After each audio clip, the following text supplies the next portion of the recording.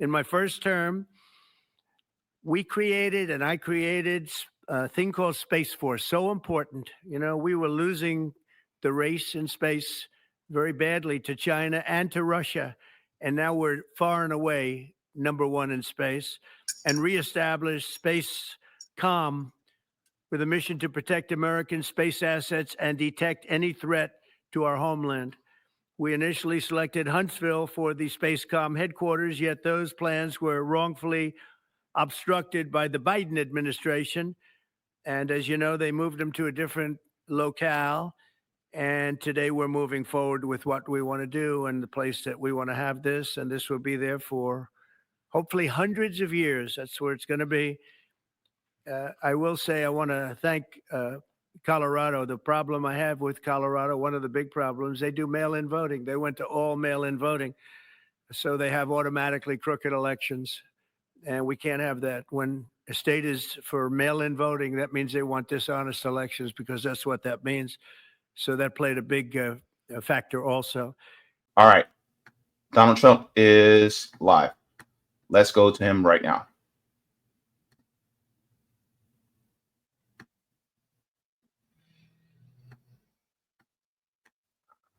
Let me make sure.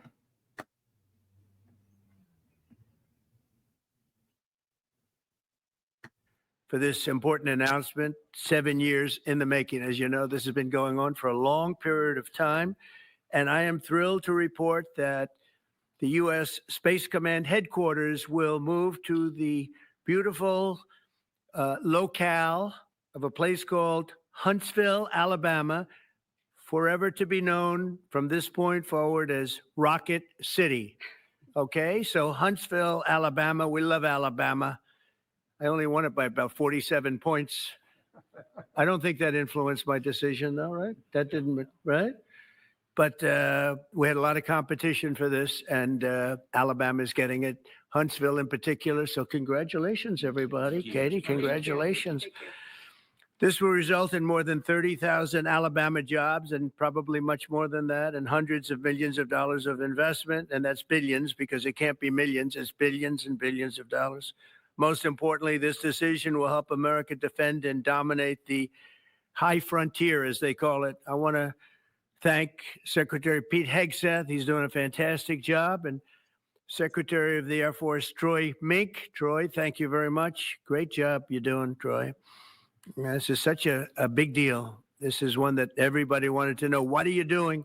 I also want to thank Senators Katie Britt, and I want to give my condolences. Your grandmother, her grandmother just passed away. She was 100, right? 100, and she loves you, Mr. President. Well, and she was very proud of you. Thank you very much. Very, very proud of you. So thank you, Katie. Wonderful woman. She must have been. To produce you indirectly, I can tell you she had to be. Tommy Tuberville, who's a great coach. And I won't say anything about what happened with Alabama football this weekend. Let's leave that out. But you're not used to that, right? You're not used to that. But Tommy, Auburn won, that's right. They did. So you're happy. Tommy's been a great senator, as you know, and a fantastic guy all around. He was also a tremendous coach. House Armed Services Committee Chair Mike Rogers. Thank you, Mike. Where's Mike? Mike, thank you very much. Doing great, Mike. Representatives Barry Moore, all great friends, Robert Adderholt, Gary Palmer, and Dale Strong. Thank you all very much, fellas. Appreciate it. In my first term, we created and I created a thing called Space Force. So important. You know, we were losing the race in space very badly to China and to Russia. And now we're far and away #1 in space, and reestablished space comm with a mission to protect American space assets and detect any threat to our homeland. We initially selected Huntsville for the Spacecom headquarters, yet those plans were wrongfully obstructed by the Biden administration. And as you know, they moved them to a different locale. And today we're moving forward with what we want to do and the place that we want to have this. And this will be there for hopefully hundreds of years. That's where it's going to be. I will say I want to thank Colorado. The problem I have with Colorado, one of the big problems, they do mail-in voting. They went to all mail-in voting. So they have automatically crooked elections. And we can't have that. When a state is for mail-in voting, that means they want dishonest elections, because that's what that means. So that played a big factor also. In Huntsville, SpaceCom will play a key role in building the Golden Dome, as you know. That's going to be a big thing. Everybody wants to be a participant in it. Missile Defense Shield, we're going to be having a Golden Dome that the likes of which nobody's ever seen before. The finest, the best. And by the way, Canada called. They want to be a part of it, and that'll be great. But Canada wants very much to be included in that, and we're going to work something out with them, I hope. It will also ensure that our technological capabilities, of which we're way ahead of anybody else, there's nobody close, remain unmatched long into the future. So I'd like to ask Secretary Hegseth to say a few words. He was very much a part of it. And really, everybody behind me was. Every one of these people would call me and lobby me. I said, Katie, I don't want to talk to you anymore. I know what you want. She said, that's right, sir. That's what I want. And they got their way. So I just want to congratulate. These are really special people. They're politicians in many ways, but they're great patriots, I think even more so than politicians. So they fought very hard to get it, and it's an honor to give it to Huntsville. Pete, say a few words, please. Thank you, Mr. President. As usual, right place, right time, for the right reason. In your first administration, you established the Space Force at a time when we knew we had to be looking to that domain of space. You also reestablished SpaceCom to ensure that priority was put in place. And you, through the Air Force, independently identified that Huntsville, Alabama was the right place to put it. For other reasons, in the next administration under Biden, they decided to move it somewhere else. Well, during that time, the DoD Inspector General, the Government Affairs Office, they did their own assessments. And where did they say SpaceCom could go? Huntsville, Alabama. So what you're doing today, Mr. President, is restoring it to precisely where it should be based on what the Space Force, the Air Force, your leadership believes will give us strategic advantage in the future. That is Huntsville, Alabama. We are way ahead in space, but this will ensure we stay leaps and bounds ahead, because that's the most important domain. Whoever controls the skies will control the future of warfare. And Mr. President, today you're ensuring that happens. Thank you. Thank you very much. Katie, would you like to say something? Mr. President, we are grateful for your leadership on this and restoring Space Command to its rightful home in Huntsville, Alabama. This delegation has worked together, both chambers, both parties, to make sure that Huntsville was the place that Space Command called home. As was mentioned, obviously the Biden administration chose to make this political. What we want to do is put the safety and security of Americans first. We want to make sure that our warfighter is put first, and we want to make sure that America continues to lead. And today, Mr. President, you've allowed that to happen. Thank you. Thank you very much. Tommy, please. Yeah, thank you. Thank you, Mr. President. This is a great day for our country, not just for our state of Alabama. We need help in our military. We need to catch up. And as Secretary has said, we're not behind in space, but we know where we're at, and we need to expound on that. Now, this move will save the taxpayers $480 million. It's not going to cost more. It's going to cut $480 million. We have the plans intact. It'll be behind a secure wall in Huntsville, Alabama, at Redstone Arsenal.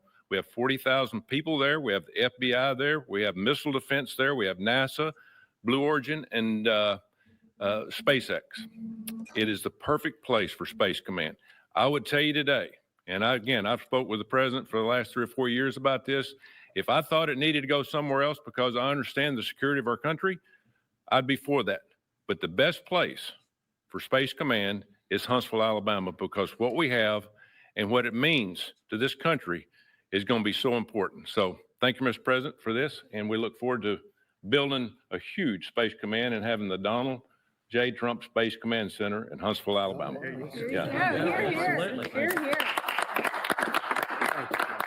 JD, would you like to say something? Sure. Well, Mr. President, thank you. I'll be very brief here. I lobbied the president hard to put it in Ohio, but he said these people behind us, these Alabamas, are just too powerful and too persuasive. And so it's in Alabama. But as Tommy said, this is exactly the right place for Space Force and Space Command.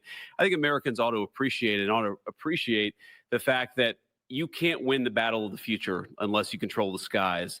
The cyber security, the communications, the entire infrastructure of the battle in the 21st century will be in space. So it was a visionary move in the first administration for the president to set up Space Force. And I think an equally visionary move to make sure that Space Force is right where it should be in Huntsville, Alabama. Thank you, sir. Thank you very much. Gentlemen, anybody want to say anything? Would you like to say?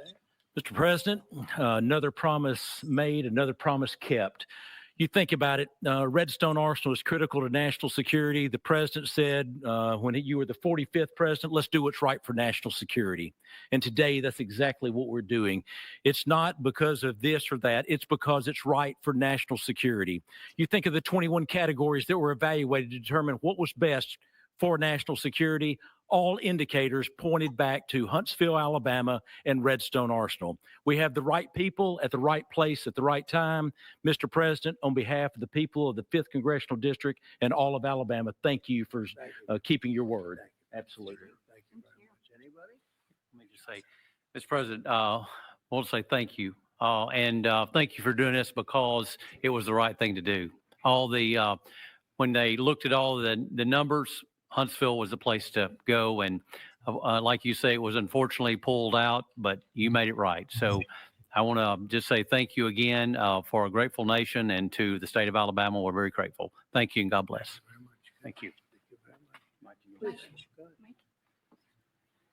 Thank you, Mr. President. Throughout history, militaries has always understood that whoever could hold the high ground held the advantage. Space is the ultimate high ground. Okay, so hang on. While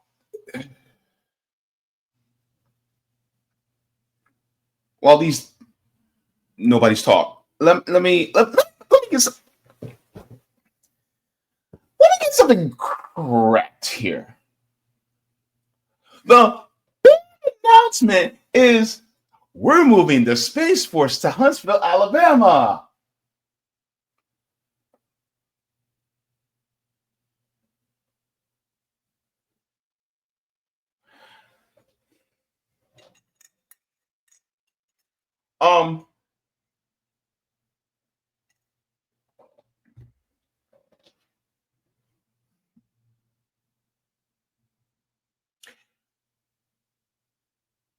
What big infrastructure project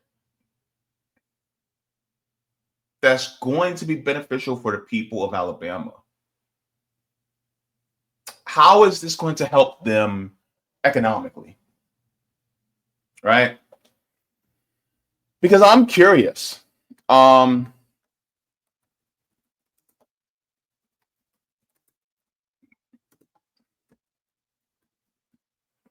I'm curious about how this would help economically the people in Huntsville. Right? I had no idea what the president's going to be talking about. And now that we basically know, and I kept watching because I was waiting to see, okay, so are you going to be talking about anything else? And it doesn't look like he's going to be talking about anything else.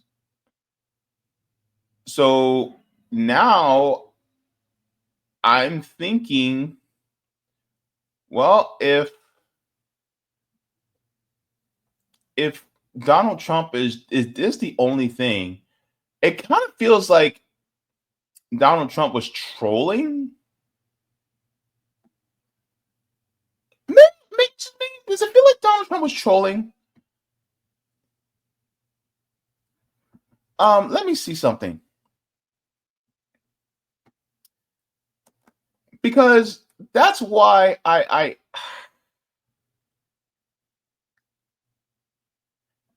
let me see what the median income is for Huntsville.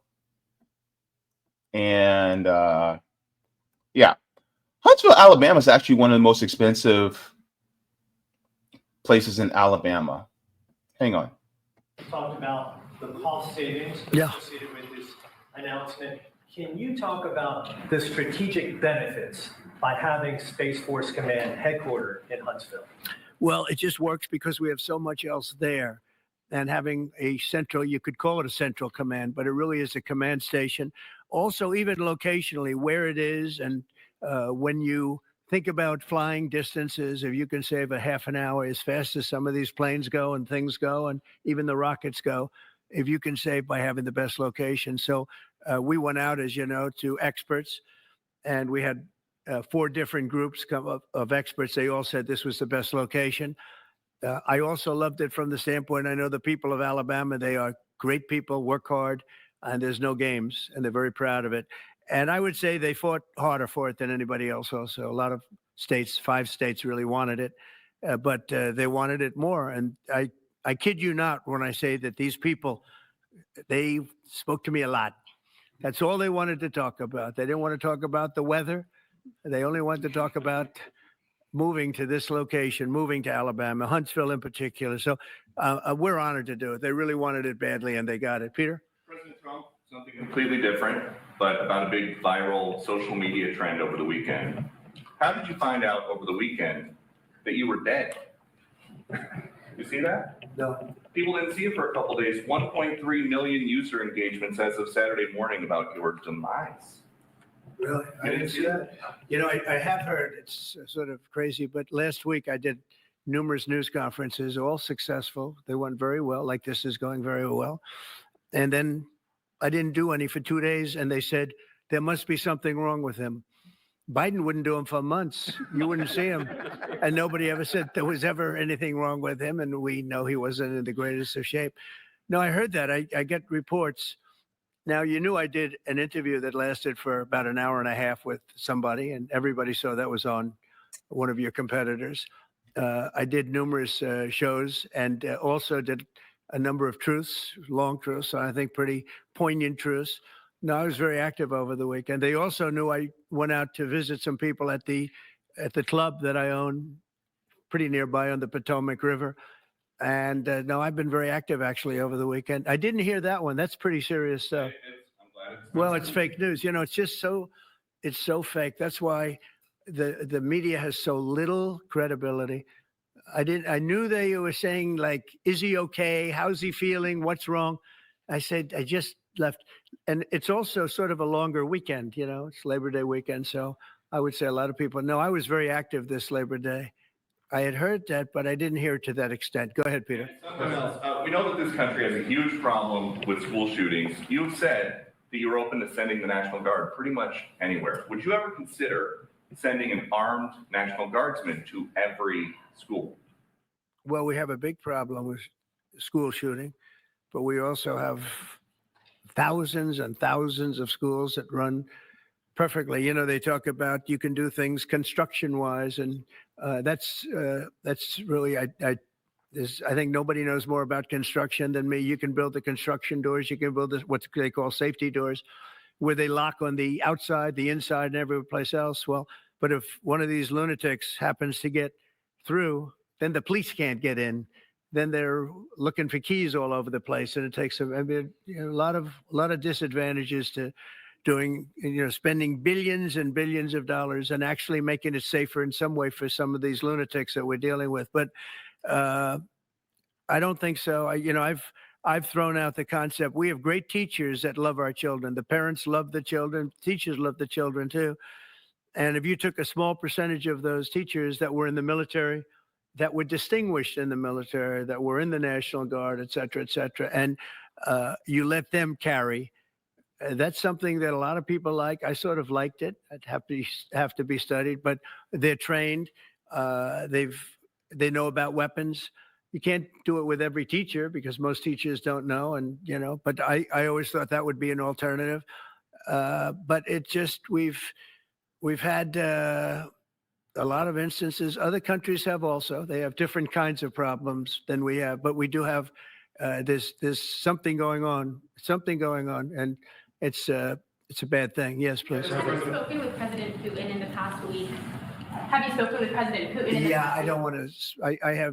I have learned things that will be very interesting. I think in the next few days you'll find out. Will there be any consequences if there isn't some type of announcement of a meeting with President Putin and President Yeah. Zelensky? Yeah, they And will. what could those consequences We're going to be? see what happens. We're going to see what they do and what happens. I'm watching it very closely.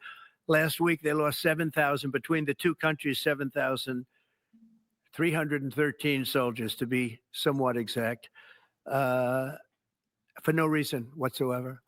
And they're Russian and they're Ukrainian, but they're soldiers. I want to see it end. Yeah. Mr. President, have you decided you're definitely going to send National Guard troops to Chicago? I didn't say when, but the answer is, look, Chicago's very interesting because I watched Pritzker get up and say we don't need help, we're safe. But 2 weeks ago, they had 6 people murdered, and they had 24 people hit by bullets. Last week, as you know, it was 7 people, 24 people hit, and 7 people died. And then over the last 2 days, that was the crown jewel. They had, I guess, 9 or 10 killed, and 50 hit with bullets. And you have this governor get up, who's a terrible governor. Probably he and Gavin Newsom would be probably the 2 worst and most naive. They're naive. Either they're naive or they're very untruthful. And he'll say, we don't want any protection. We don't need. So in the last 3 weeks, he's lost almost 20 people killed. There's no place in the world, including you can go to Afghanistan, you can go to places that you would think of. They don't even come close to this. Chicago is a hellhole right now. Baltimore is a hellhole right now. Parts of Los Angeles are terrible. If we didn't put out the fires, and I mean the other fires, the bullet fires, they didn't do a good job with it. They should have had the water coming down, like I said. We had to release the water. We had to go in and release the water to LA. It's so badly run. But if I didn't send the National Guard into Los Angeles, I would be making an announcement today. I'd be talking about Huntsville, and I'd simultaneously be saying, by the way, the Olympics is not coming to Los Angeles. If we didn't do that, and even the sheriff, the top law enforcement person in Los Angeles said, we could not have handled it without them. So that's what he said. Make your mind up on Chicago, though? Well, we're going in. I didn't say when. We're going in. When you lose, look, I have an obligation. This isn't a political thing. I have an obligation. When we lose, when 20 people are killed over the last 2.5 weeks, and 75 are shot with bullets. So let me tell you a little story about a place called D.C., District of Columbia, right here where we are. It's now a safe zone. We have no crime. It's in such great shape. You can go and actually walk with your children, your wife, your husband. You can walk right down the middle of the street. You're not going to be shot, Peter. You're safe. Everyone likes you anyway. They probably wouldn't do it. But it's so dangerous. And there are people in this audience that you've suffered greatly. There are people in this audience that have been mugged and hurt badly, and they don't want to talk about it. Maybe you were very brave in talking about it. You made quite an impression on a lot of people. I appreciate it. But there were other people in this room that have been hurt very badly just walking down the street in D.C. Washington, D.C. is a safe zone right now. It's a safe city. The restaurants are open. They're booming. You can't get a restaurant. New restaurants are announcing that they're going to be open.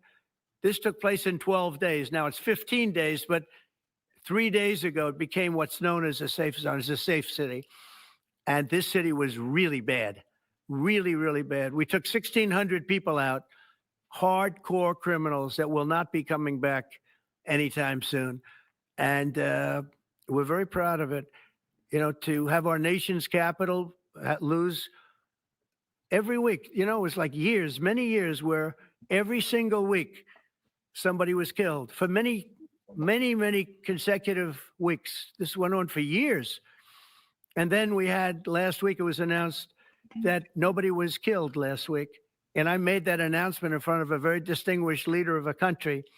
And I'm saying proudly, ladies and gentlemen, nobody was killed in Washington, D.C. this week. He looked at me like, what's that all about? I say, yeah, we have a little bit of a crime problem. And we don't have a crime problem in Washington anymore. And the mayor has been very helpful. And the police commission has been very helpful. And it's been a great team. And I would love to have Governor Pritzker call me, I'd gain respect for him and say, we do have a problem and we'd love you to send in the troops because you know what? The people, they have to be protected. I saw today on one of your networks, not a friendly network, except really the opposite, I would say, very unfriendly network. And they interviewed about 12 people on this morning. Most of them were African American, they were black. And they were saying, please, please, please let the president send in. These were people from Chicago. Please, we need help. We need help. We can't walk outside. We're petrified.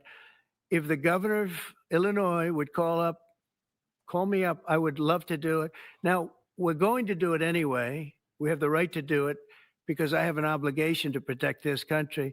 And that includes Baltimore. I saw where Governor Moore was asking me to take a walk down the street of Baltimore. Well, Baltimore is a very unsafe place. It's rated number 4 in the city, one of the most unsafe places anywhere in the world. But, you know, we took care. This was a beautiful thing that happened in Washington because we showed that it could be done. And this wasn't just sending big, strong guys, and they are big and they are strong.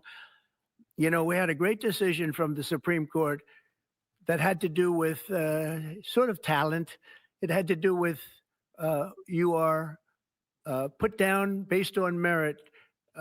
You can hire based on merit. So merit for a soldier or for a policeman is strong, physically fit, something, you know, having a certain ability, not a person that is woke and got the job through woke, but wasn't strong enough to lift a gun out of the holster, et cetera, et cetera. No, I looked at the police, as you know, last week I went over, we had a meeting there had to be 300 people and they were all very impressive looking. And when the bad guys see them, they're not going to do a thing. And so I'm very proud of Washington. It serves as a template and we're going to do it elsewhere. But Chicago is certainly going to be high. I would love to have him call. I would love the governor of Illinois. I'd be honored to take his call. All he has to do is say, sir, we need help. It's out of control. And everyone knows it is. He's not kidding anyone. I would love to have, I would say, Governor Moore call because I watched him over the weekend trying to explain that Baltimore, what they need is housing. No, they don't need housing. They need to get rid of the criminals. These are hardcore criminals. You know, we took many people off the streets of Washington, D.C. They're hardcore. They're not going to be good. In 10 years, in 20 years, in 2 years, they're going to be criminals. They were born to be criminals, frankly. They were born to be criminals, and they're tough and mean, and they'll cut your throat, and they won't even think about it the next day. They won't even remember that they did it. And we're not going to have those people. Washington, D.C. is now a safe zone. It's a safe place. And you can walk, Katie, you can walk right down the street with, by the way, one of the biggest human beings I've ever seen, which is her husband. He was a football player for like 11 years in the NFL. He's a big person. But big doesn't mean anything when they have guns and when they have knives and everything else that they have, right? But you can walk right down the street, even by yourself, and you're totally safe. Washington, D.C. is a great thing. Yes, ma'am, please. Calling on Democratic leaders across the country to work with you on crime. Do you see your efforts here in D.C., including, for example, working with Mayor Bowser here as a model for bringing more bipartisanship in matters not only with crime, but also issues that matter to everyday American people's lives? So Mayor Bowser's been great. She could have taken the thing, oh, well, and then after I clean it up, they'll take credit for it. You know what they do is they take credit. Like we cleaned up Los Angeles. We did a great job there. And it was overwhelming what was going on. And again, the police chief made a statement that we could not have done, there's no way they could handle it. You saw what was happening out there. It was going to be a disaster. We stopped it cold. If we didn't do that, would have been a very sad day. And you know, remember, we have the Olympics, we have the World Cup, we have all these things coming, and we have 250, all of these things coming. But I watched Newsom get up and say he's doing a great. He's not. We're the ones that did it, and that's okay, whatever it takes. But the main thing is But he got up and said we did it. Well, he didn't want us there, and he's going to need us again because it's starting to form again. I see it. It's starting to form again. You know, we have to maintain. It's like maintenance on an airplane. You can buy it, but you have to maintain it. And if you don't maintain it, a good plane becomes very unsafe very quickly. So it's an honor to do it. It's a lot of presidents wouldn't do what I'm doing. I don't need this heat, but when I watched television last night and I'm watching the news and I see that 9 people were killed in Chicago and 54 were badly wounded with bullets, I say, that's not this country. We have to do something. And I do say this, I say this very much. I'm not speaking to anybody but them right now. I would love to receive calls from governors and mayors saying they need help. We'll help them. We have a lot of people. We have a great force. We have a great military force. You know, Pete will tell you that when I was running for office, and this was a big headline, I think, you know, probably got me a couple of votes, but you couldn't sign people in the military. Nobody wanted to join the military, the Army, Air Force, the Navy, Marines, Space Force, Coast Guard. We never forget Coast Guard because they've done such a great job. Never. But nobody wanted to join any of them. We were way below what we wanted. Every single one. The closest was the Marines, whatever that is. You'll explain that to me. But the closest was the Marines. But every service was way down, way down. And then I got elected, and our country is the hottest country anywhere in the world right now. Everybody's talking about the USA. They're talking about the job that we're doing. Everybody, we have the best economy. We have a very, very important decision being made by the Supreme Court because our country is the richest, the strongest, the most powerful. But if for some reason, some liberal court, I'm talking about the court that just ruled, where even an Obama judge voted in favor of us, which I gave him a compliment yesterday, as you know. I said that took great courage. But it's a liberal court, and it's going up to the Supreme Court, who I think have been incredible people. I think they've made very wise decisions. But the tariff question, because without the tariffs, this country is in serious, serious trouble. We've taken in almost $17 trillion of investment is coming in. Most of it is coming because of tariffs. And if for some reason somebody wanted to be politically correct, I actually think it's unpolitically correct. I think politically correct is to approve it, because there's nothing so popular as what's happened to our country. Our country is doing so well. But we had a liberal court gave us a very shocking ruling. And that ruling is basically saying that the trillions of dollars that are pouring into our country, putting us in a position like no country is anywhere in the world, that they'd like to see us that taken away. By the way, a lot of the people behind that lawsuit, that particular, are from foreign countries. I might add.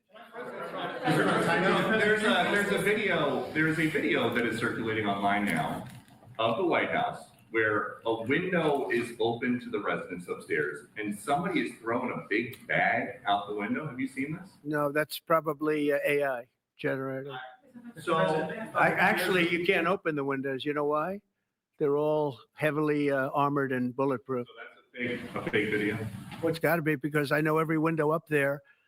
The last place I'd be doing it is that, because there's cameras all over the place, right? Including yours. No, but every window, I've never seen a window that's, in fact, my wife was complaining about it the other day. She said, love to have a little fresh air come in, but you can't. They're bulletproof. And number one, they're sealed. And number two, each window weighs about 600 pounds. You have to be pretty strong to open them up. No.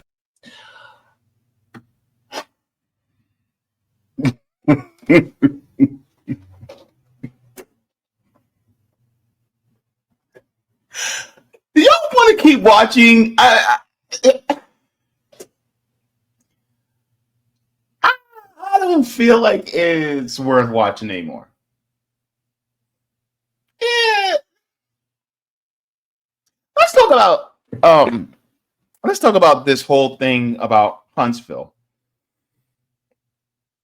because I don't want you guys to be tortured any further. And yes, CBC voter, I get it. I get it.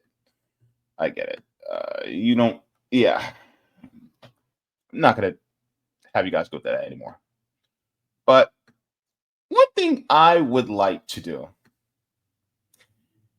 is let me share you guys with some information. So here is, according to the Google machine, here's the median income of Huntsville, Alabama, right? The median income of Huntsville, Alabama is $38,349 a year. So let's say $38,349 a year divided by 52 weeks a year is $737.48 divided by 40 would be $18.43 an hour. Okay. That's the median income. Now, let's get into this. Let me share this with you guys. Shout out to Roger Meadows for this. So here's the out of reach from the National Low Income Housing Coalition. In Alabama, the minimum wage in Alabama is $7.25 an hour, which means you need to make $20.61 an hour to afford a 2-bedroom apartment, right? So even the median income is below what you need in order to be able to afford a 2-bedroom apartment. But not just that. The most expensive areas in in Alabama, one of the top behind Birmingham is Huntsville. So in Huntsville, you need to make $24 an hour in order to be able to afford a 2-bedroom apartment. And so if you take a look at that, and they'll say, well, we're going to build the Space Force in Huntsville, Alabama, which is going to be an economic boom to the area because we're going to have construction crews building that place, which would be true, right? It would be somewhat of an economic uplift. And I think Alabama is actually one of the poorest states in the union. Unfortunately, how is that really going to inject more tangible material benefits to the people of Alabama outside of moving the Space Force to Huntsville? How is that really going to help them in a fundamental way once it's built and that you have the Space Force? People can say, well, some businesses will move there. But at the same time, who's really going to benefit the most? Is it going to be the people in the area, or is it going to be the military contractors? Also, here's the crazy part. Why do we have a Space Force when we don't even have universal health care?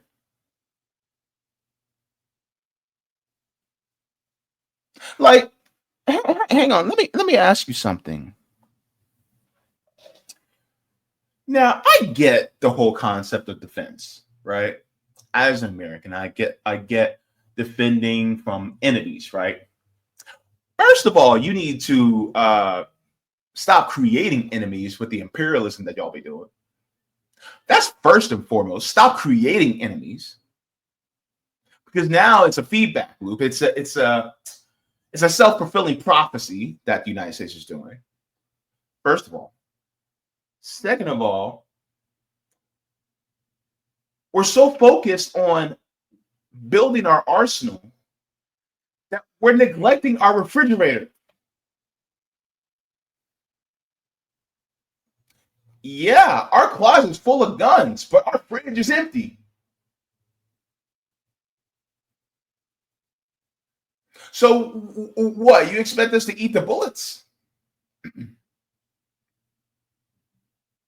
You expect to eat pieces of, gun magazines? What?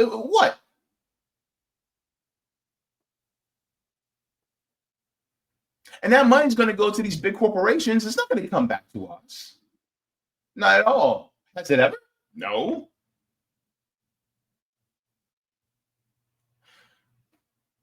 Now we see that how is it really going to materially benefit the people on the ground, especially the poorest among them? And he's looking at Huntsville, Alabama. He's not looking at Birmingham.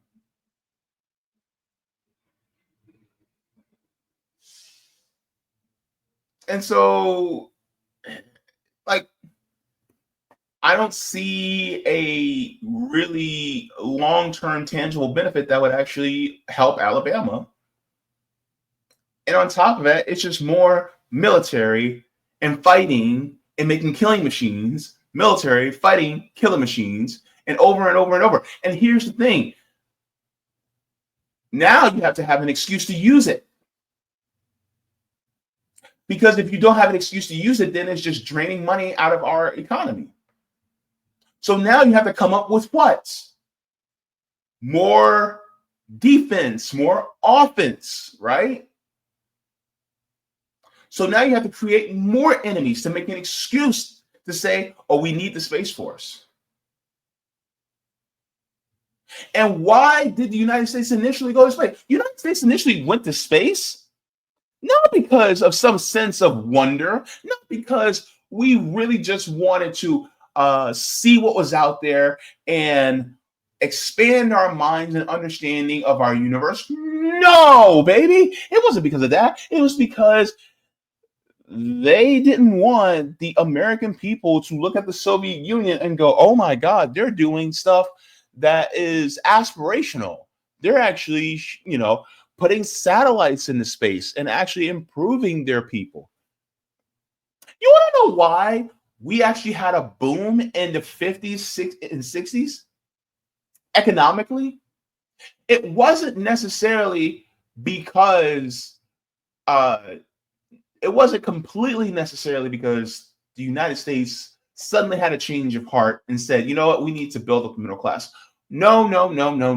It was because they didn't want the American people to look at the Soviet Union and see socialism happening and go, oh my God, they're doing so much better than us. We should be like that. This is what they were afraid of. So you know what they did?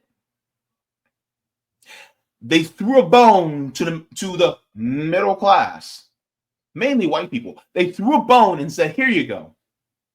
There you go. Now stop looking at that Soviet Union. You got something now. You happy? So guess what happened when the Soviet Union fell? When the biggest socialist bloc fell, once the Cold War was over, technically over, the United States said, give me that bone back. It's my bone. They debowed the bone back. That was bars. They debowed the bone back. But that's exactly what they did. It wasn't because it was out of some goodness of their hearts. It was because they saw that we could look across the Atlantic into Eastern Europe and go, hey, somebody's doing it way better than this system. We should change it just like them. And this is why the whole issue with TikTok is happening. This is why the United States is, especially Trump, is mad because of BRICS, because Trump's wanting to put heavy tariffs on BRICS member nations. This is exactly why Donald Trump is trying to reel in as much as he can. The West is trying to reel back in as much as they can. The Sahel states, Mali, Burkina Faso, Niger, because they don't want them to have the independence. So then their people start to be built up again. And then next thing you know, we look at them and we go, wait a minute. They're doing good. Why aren't we? They're building themselves up. Why aren't we? Now, granted, no country is perfect, right? China has its issues. One of the biggest issues I have with China is that China still trades with Israel. But at the same time, China still trades with the United States too. But that's one of my biggest issues with them. And my thing is, like, China should stop trading with Israel. But that also means that China should stop trading with the West, period, which China has to weigh that.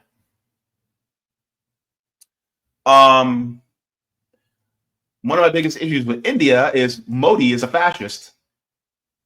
So fuck Modi. He needs to go. My issues with Brazil is that Brazil doesn't seem like it's going far enough.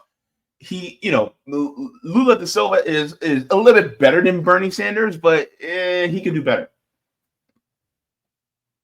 In South Africa, Y'all need Julius Malema. Yeah, Ramaphosa, he's milk toast. Y'all need Uncle Julius. That's what y'all need, right? Of the EFF. I don't care about if he's saying that song. Get over it. He's actually trying to do for his people. But that's the thing, right? In Russia, I ain't no fan of Putin because Putin, he don't have much solidarity with me. But at the same time, I do get that he wants to resist the West. I get that. At the same time, there's a lot that I disagree with Putin on. Like, Putin is nowhere near. You know what I mean? So, but the thing is that Trump is so scared of the United States looking weak. But the problem is that the United States is weak. That's the problem. Or at least it's weaker than what it's been. It has become weaker. Because the United States' greatest strength in attaining the power that it had was in its people. But it left its people in the dust. And so now, the people are the ground that the United States ran on. But it's like Wild E. Coyote that runs off a cliff. And his feet are still moving, but there's nothing underneath him. Eventually, he's going to stop, he's going to look down, and he's going to drop. And this is what's going on right now with the United States. The United States, in slow motion, has stopped already, and now they're looking down, but they haven't just dropped just yet.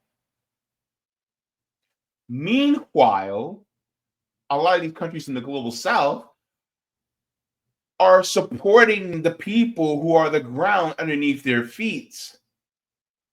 And now you have African countries like the Sahel states doing the same thing. Granted, I will say this. There are some rumors that, like, the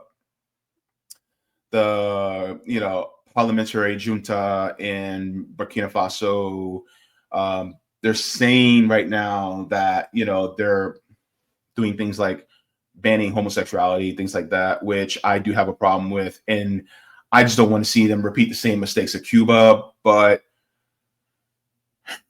they have to work that out. But at the same time, they're building up their people in a material fashion. And that's the problem in the United States. The United States not allowed. The corporate parasites have control of our government. And so they steered our government in such a way where they say, well, screw the people. We're going to do this. We're just going to use them as much as we can, and we're going to toss them away instead of actually benefiting them and keeping them around. So now the United States is up shit creek without a paddle. And so because the United States is really a failing empire, they had to create a whole new branch of military for the government. And now they have to come up with excuses to go after other countries. But what are you going to do when now that the United States has to compete with another superpower that is China? China is on board to becoming the next global superpower.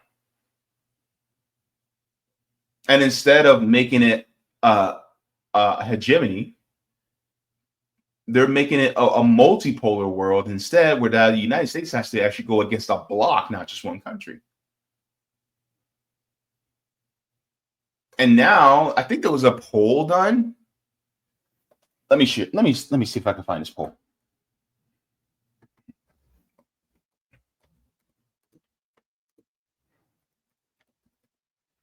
There was a poll that was done recently.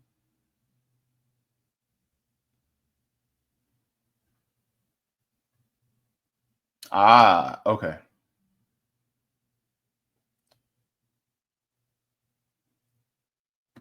Okay, let me share this. And this is also what scares people like Donald Trump. This is why these performative things that he's doing aren't working. It says capitalism losing favor among young Americans. Do you have a favorable or unfavorable view of capitalism? So Americans, all Americans, 59% said they have a favorable view of capitalism versus 41. When you break it down by age, ages 18 to 29 is 50-50. Ages 30 to 44, which is in my age group, guess what? 52% of people have an unfavorable view of capitalism. So it's starting to trend into the anti-capitalist category. But look at this. Young Americans overall favorable towards socialism. Favorable is red, unfavorable is gray. So all Americans, okay, take a look there, 57%, right, are unfavorable. But then when you break it down by age, 62% of young people ages 18 to 29, which is Gen Z, are favorable towards socialism, are favorable towards the workers owning the means of production. And then ages 30 to 44, my age group, is 48%. And I just want to bring attention to age 65 because the reason why I'm paying attention to age 65 is really interesting. A third of people who are over the age of 65 have a favorable view of socialism. These are the people that were raised during the Cold War. A third of them have a favorable view of socialism? A third. That's big. A third of boomers. These are the people that had to hide under their desks when they were kids because of Sputnik. And a third of them are like, you know what? Socialism doesn't look so bad. Take into account the report that I was talking about on Sunday on RBN, how we have a lot more people who are older, particularly boomers, that are actually becoming homeless now. Do you think they still favor capitalism? And so now you have the ruling class getting scared. So they're like, Don, hey, you got to perform. You gotta show them that we're still fighting in this. But you can't do anything materially for them. Or if you do something, it has to be very minute that gives us a larger ROI, return on investment. So what is it? Okay, we're actually not going to give people health care. We're not going to subsidize housing for the people who are the poorest among us. We're not going to raise the minimum wage to a living wage. We're not going to put emphasis on pushing for more worker cooperatives so that people actually hold power within their workplace to be able to operate it democratically. We're not going to free up more schools so that people can either have the choice of going to college without having to pay a tuition or go to trade school without having to pay a tuition. No. We're going to build a headquarters for Space Force. And what is that really going to do for the large majority of people within the state of Alabama? Is it really going to do anything?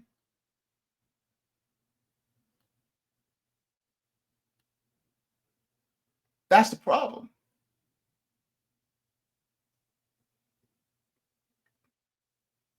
That announcement was performative. It was purely performative. It was meant to make you look at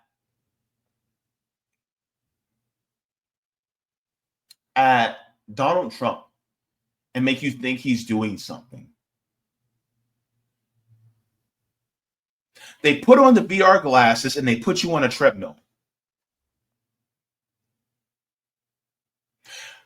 And you're running.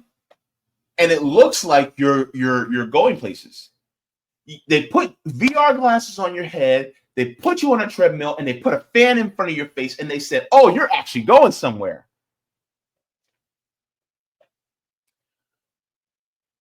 But then when the VR glasses come off, the fan gets shut down, and the treadmill stops, what happens? You notice what? You're still stuck in the same spot you've been in the entire time. There is no progression. And that's the point. And the same tactics that Donald Trump is using is the same tactics that the Democrats use as well. The only difference is Donald Trump is merely using it mainly for white people.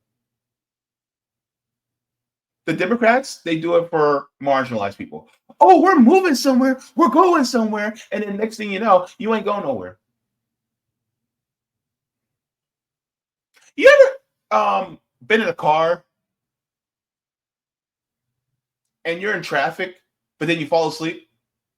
You're in a passenger, right? Don't fall asleep while driving. But you're in the passenger seat and you fall asleep and you're in traffic, but then you wake up and you're still in the same spot. Like, what? I thought we were moving. Nope.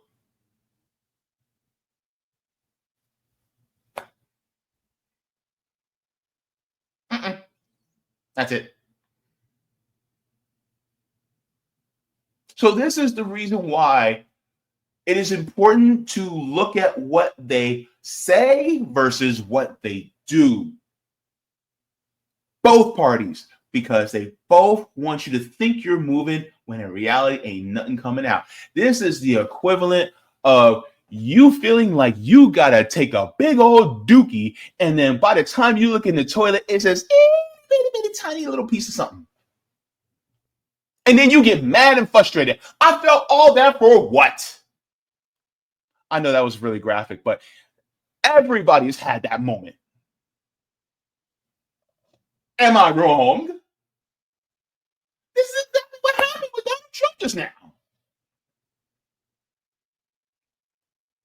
Everybody was like, oh my God, he's going to be doing an announcement. He's doing an announcement on Tuesday at 2. He's doing an announcement Tuesday at 2. This man was almost an hour late starting this thing up. All for what? All for what? To announce he's moving the Space Force to Huntsville, Alabama. You could have did that in a damn tweet. Donald Trump is one of the best at wasting everybody's time. I shouldn't have had, you know what? I shouldn't have even covered it. I should have covered it. Because the thing is like, you had us waiting for almost an hour.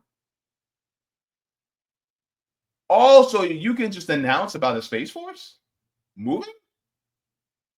This is the equivalent of Donald Trump leaving a podium open and then CNN covering the podium and then not going to anything else. That's basically it. And Donald Trump knew exactly what he was doing. He knew it. But I think the good part about this is I want people to realize that this isn't helping the workers in a really material way. And if it does help workers, it's going to be a very small few. They will be the exception, not the rule. And that's how it always is with both parties. There's always an exception. Oh my goodness. Well, my friend is a business owner and they did this much better. Or my friend they were dirt poor and now they earned their first million. Or my friend did this and they were able to get this high and blah, blah, blah, blah, blah. And guess what? They're always the exception to the rule. It's never the rule. It's never the general populace actually coming up.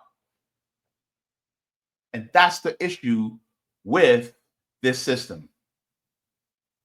And this is why I think it's so important that we focus on the material benefits instead of just empty words or announcements.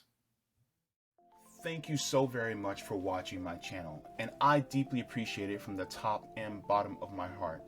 If you wish to support the channel further, so I can keep bringing you content that is educational and informative, you can become a patron on patreon.com/Jaybefaunt. You can find that link in the pinned comment or in the description below. No matter what you give, you'll be supporting independent media and education that helps make the world better. Thank you so much, and you can watch more of my content here. Mwah. Forehead kisses, and have a beautiful day.